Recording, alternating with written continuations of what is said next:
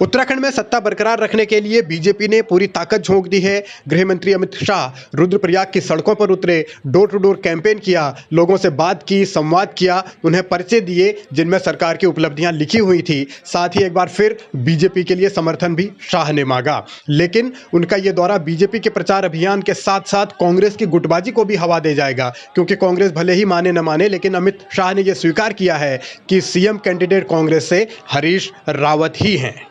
ढेर सारी पार्टियां लड़ रही थी, मगर यहां पर कांग्रेस पार्टी और भाजपा के बीच में ही मुकाबला है। कांग्रेस के सरकारों को फेल सरकार का उपनाम दिया जाता है और भारतीय जनता पार्टी की सरकार को डबल इंजन की सरकार का उपनाम दिया जाता है। मित्रों, डबल इंजन की सरकार का, नीचे तो पुष्कर धामी की सरकार है ही, ऊपर भारतीय जनता पार्टी की नरेंद्र मोदी जी की सरकार है। अगर यहां सरकार बदलती है तो हम 12,000 करोड़ का 4 धाम का ऑल वेदर वे रोड बेचेंगे, मगर रावत साहब उसको पूरा नहीं होने देंगे। हम योजनाएं तो भेजेंगे, मगर वो गैस का सिलेंडर वो दलित महिला के घर में पहुंचने नहीं। हरीश रावत को लेकर अमित शाह का यह बयान कई लिहाज से अहम है। खासतौर पर हरीश रावत विरोधी गुट के भीतर यह खलबली जरूर मचाएगा और राजनीति इस मसले पर भी होगी कि आखिर आगे आने वाले दिनों में और ये प्रचार की धार कितनी तेज होगी। लेकिन अमित शाह ने हरीश रावत की सीट को लेकर हुए विवाद पर भी तंज कसा, साथ में हरीश रावत से उनके कार्यकाल का हिसाब भी मांग लिया। हरीश रावत जी ने अंततोगत्वा इधर उधर कर अपनी सीट तो निश्चित कर ली।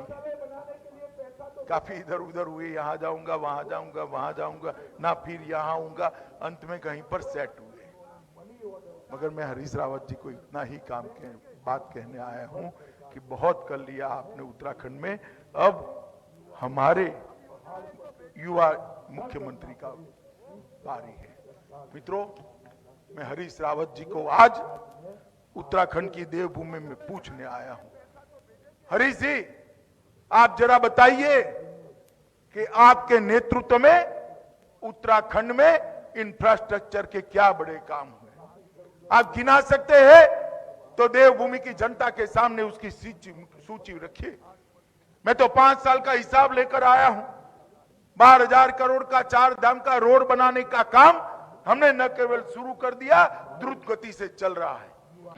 उत्तराखंड में 5 साल तक सरकार चलाने के बाद बीजेपी अब यह कह रही है कि वो रिपोर्ट कार्ड पेश कर रहे हैं। अमित शाह ने भी रिपोर्ट कार्ड का जिक्र किया, साथ में उन्होंने हरीश रावत से भी रिपोर्ट कार्ड मांगा। यह तय है कि रिपोर्ट कार्ड वाली राजनीति आगे भी चलेगी, लेकिन सवाल इस बात को लेकर है कि क्या मौजूदा परिस्थितियां भारतीय जनता पार्टी को उत्तराखंड में मिथक तोड़ने में मदद करेंगी या फिर हालात विपरीत ही रहेंगे। अभी सवाल बहुत हैं, अभी मतदान में भी दिन है, लेकिन उससे पहले जिस तरीके का घमासान छिड़ा है, यह साफ है कि संग्राम और बढ़ेगा। उन्होंने मनी ऑर्डर की सरकारें चलाई थी, हमने आत्मनिर्भर सरकार बनाना चाहते हैं। ये देवभूमि में युवाओं को पहाड़ पर से पलायन न करना पड़े, इस प्रकार की सरकार यहां पर लाना चाहते हैं। इसलिए आज मैं आपसे सहयोग मांगने के लिए आया हूं। बीजेपी ने 5 साल पहले भी पलायन रोकने का वादा किया था, अब सरकार चलाने के बाद फिर पलायन रोकने की बातें कर रहे हैं। तो क्या बीजेपी ने ये स्वीकार कर लिया है कि वो 5 साल के कार्यकाल में पलायन रोकने में नाकाम रहे हैं? अमित शाह की बातों से तो यही संदेश जाता है, लेकिन सियासी तौर पर इसके मायने बहुत हैं और इन मायनों को अब टटोला भी जाएगा और इसके पर सियासत भी होगी। लेकिन सवाल ये है कि राज्य की जनता इस बार किसका साथ देगी, और इसी सवाल के साथ ये लड़ाई भी चलती रहेगी कि कौन कौन नेता अब आते रहेंगे, क्या क्या कहते रहेंगे, क्या क्या मैसेज देंगे और जनता किस आधार पर वोट देगी, ये फैसला जनता को ही करना है।